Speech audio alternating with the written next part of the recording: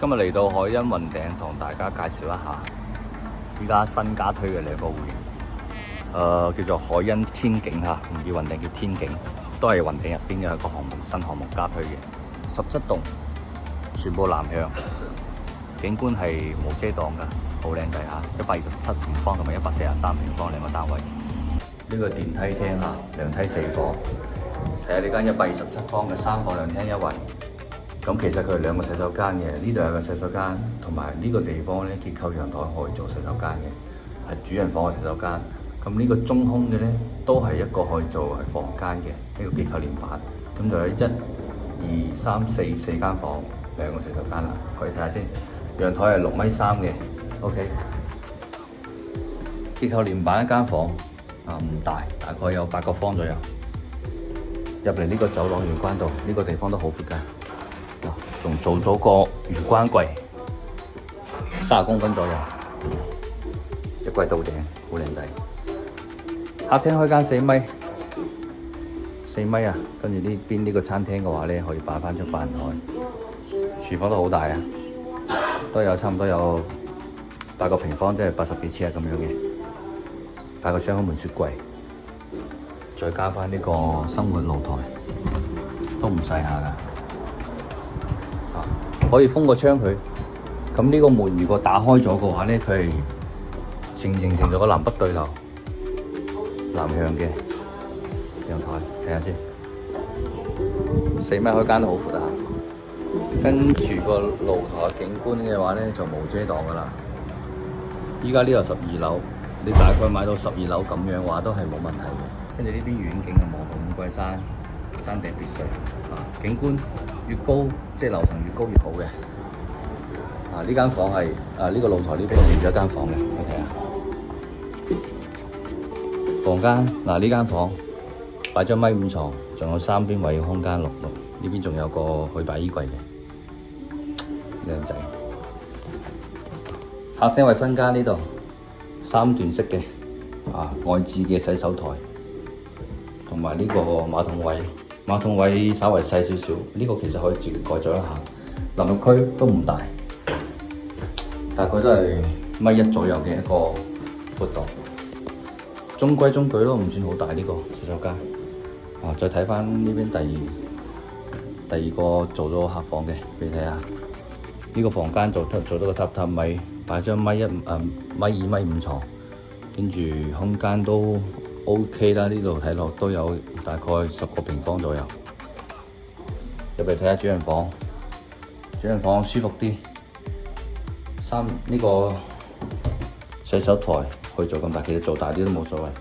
馬桶位同埋我哋嘅淋浴區。呢個戶型嘅話咧，佢嘅洗手間其實就唔算得好大㗎啦，都係屬於夠用嘅。咁佢嘅呢個主人房嘅話咧，空間就好闊啦。呢度仲有位可以做成排嘅衣櫃，唔會佔到你嘅即係活動空間咁樣。擺張2米床，冇飄台嘅。望下呢邊景觀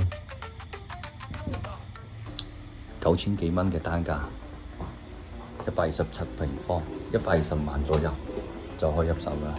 即係最平嗰套嘅話咧，就喺我哋1樓嗰度嘅話咧，係120萬內就可以買到。咁平均嘅話咧，中等樓層就差唔多係去到9500左右啦。最高嘅話，最高樓層嘅話咧，都係差唔多1萬嘅啫，好平嘅。143方，都係3房2廳2衛。先講下個戶型先。主人房、客房，結構連板呢度咧可以做衞生間，連主人房。跟住呢個客廳衞生間，跟住呢個房間佢都有個衞生間，即係有雙套廁啊。佢呢個123方佢係雙套廁嘅。咁1、2、3間房啦。咁呢度出邊呢度都可以做翻一間房，佢係屬於一個結構連板。OK， 我哋睇下戶型先。南北對流。睇下戶型先嚇。我入門呢度咧，見到呢個就係結構連板啦，可以直接做個房間冇問題，因為有個窗喺度。個窗唔大，啱好頂住個柱咯，頂住出邊有個外牆嘅柱喺度。咁呢個你作為功能室，即係擺個麻雀啊，擺麻雀台又得，完全冇問題咯。咁呢度咧佢做咗個玄關，其實冇遮擋嘅。咁我哋呢邊呢個位可以做翻啲鞋櫃咯，到頂嘅鞋櫃，30公分左右。OK， 睇下個客廳，客廳嘅闊度其實同127嗰隻一樣嘅，都係4米咁。咁個餐廳位咧就稍微短少少，變翻有50公分左右，南北對流。呢個南向，呢個北向，北向望翻我哋嘅花園內景。花園景觀都幾 OK 下㗎。呢度低樓層去望翻我哋嘅園林設計嘅，同埋馬路，同埋呢邊山景。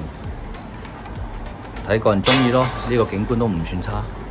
到時呢邊都會起翻樓㗎，所以生活露台嚟講嘅話咧，就唔好追求太多啦。呢個係地方啱好去做翻個洗衣機。呢度晾衫架咁大，同127嗰個生活露台稍微長少少。跟住廚房要大啲，雙開門雪櫃。咁樣嘅設計都 OK 下。其實呢個牆可以剝咗佢嘅，做翻開放式都 OK 嘅。跟住張台咧，餐台就係6人台，做大少少都冇問題。睇下客廳，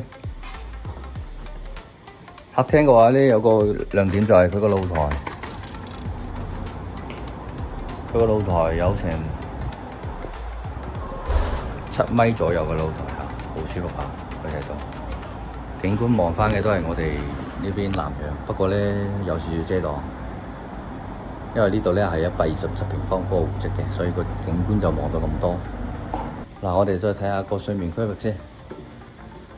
睡眠區睇下個客廳衞生間，呢度都係做咗乾濕分離3段式嘅，空間同127嗰個差唔多，中規中矩，唔算好大。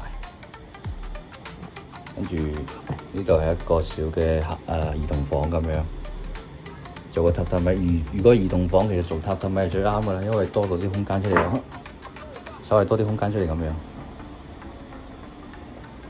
景觀望翻遠景嘅。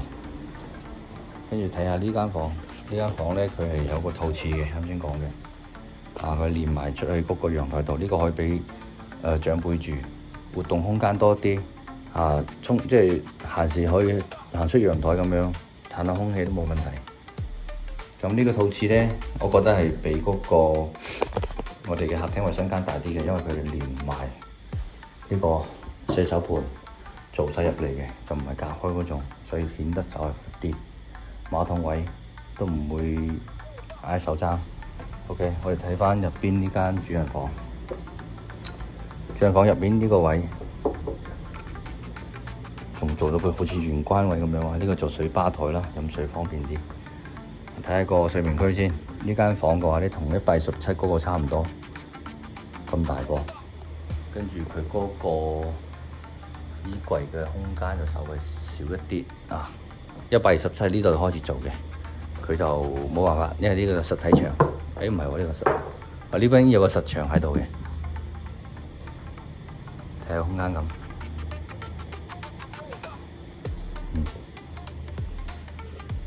，2米大床擺落去，仲有個位可以擺梳化，同樣都係冇飄窗，景觀都係望翻呢度，不過都係有少少受限於127平方嘅呢個外立牆擋住少少，係咪先？